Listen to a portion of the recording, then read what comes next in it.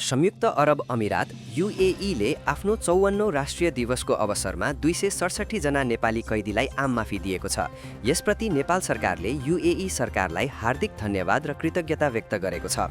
परराष्ट्र मन्त्रालयले आइतबार जारी गरेको विज्ञप्तिमा उक्त आम माफीलाई नेपाल युएई बीचको द्विपक्षीय सम्बन्धमा मित्रता, सद्भाव र मानवीय सहयोगको सकारात्मक उदाहरणका रूपमा लिइएको उल्लेख गरिएको छ। विज्ञप्ति अनुसार आबुधाबी स्थित नेपाली दूतावासले परराष्ट्र मन्त्रालयको निर्देशनमा पटक पटक अनुरोध गरेपछि युएई सरकारले आम माफीको निर्णय गरेको हो।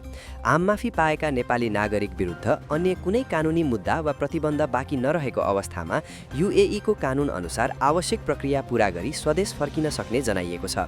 युएईमा कार्यरत तथा बसोबास गर्दै आएका नेपाली नागरिकका हक हितका विषयमा नेपाल सरकारले कूटनीतिक पहललाई निरन्तरता दिँदै आएको परराष्ट्र मन्त्रालयले जनाएको छ।